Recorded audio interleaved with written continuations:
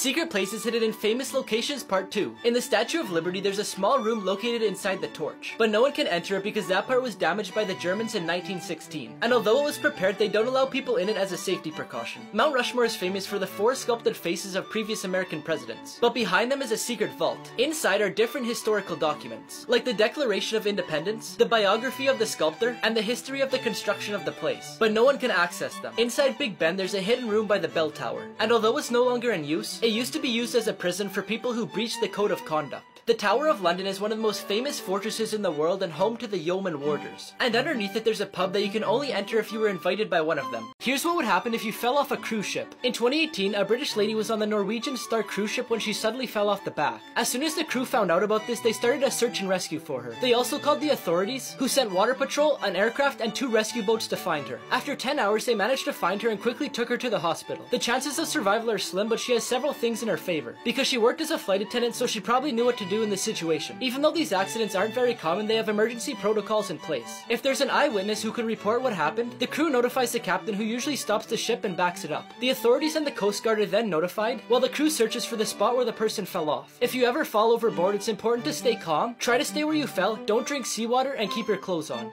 What's the first thing you see in this image? The first thing I saw was a skull, but the more I looked at it, the more I could see 2 ladies at a table. But it's actually neither one of them. It's actually a lady sitting at a table looking into a mirror. You can only subscribe if you knew that before I told you. Fake beggars who got caught. A man in Colombia pretended to have a leg injury so people would give him money. He collected about $200 from people driving by, but one day the police offered to help him with medical equipment, but he refused. So they looked into it and it turns out he was lying. A beggar in China pretended to have 2 legs amputated. He moved around in this little vehicle where he crawled with his hands. But one day a man took off his pants to expose him, and it turned out he had both legs. 5 years ago, a pregnant woman from America, who begged for money every day on the streets with her child, was caught after someone taking a picture of her driving a Mercedes-Benz, and while she counted the money with a smile on her face. Here's how to become the world's first trillionaire. The competition to be the richest person in the world right now has been in between Elon Musk and Jeff Bezos. But this could change in the future because of an industry that hasn't yet been started, which is asteroid mining. Gold, silver, palladium, platinum, and much more can be extracted from asteroids between Mars and Jupiter. For example, the asteroid 16 Psyche has enough supply of ferronickel for the whole world to last for millions of years. The person who starts this industry will make money like never seen before without even traveling that far, because there's valuable asteroids close to Earth,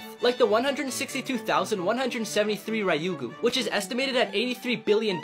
So far, no one's been able to pull it off, because taking things to space is really expensive. And the most important question is, how are they going to extract the metals from the asteroids? This man swam in a cave but never returned, and a few years later the police found out the shocking truth. After going through financial difficulty and being $50,000 in debt, Ben McDonald needed an escape from reality. He decided to go explore the caves at a nearby park called Vortex Spring. Even though a certificate was required to go cave diving, he jumped in the water in the restricted zone anyway, and 2 of the park employees seen him go into it, but he wasn't spotted at his house for the next 2 days. His truck was still parked outside of the park with his wallet in it, and none of his neighbors had seen him. The local authorities began a search and rescue in the entire park, but after weeks of searching they still hadn't found anything. So they called an expert cave diver named Ed Sorensen. The police were sure he would find his body because he was diving deeper than they had gone before, but he couldn't find anything and the case was classed as an unsolved mystery, until a few years later when a park employee was mysteriously murdered. Apparently he had heard information about Ben's disappearance, which was actually a murder. The reason why none of Ben's remains were found is because they were removed from the crime scene, and the 2 park employees were paid by someone to leave before Ben returned to the surface. Many people believe he was killed because he got into illegal activity trying to pay off his debt.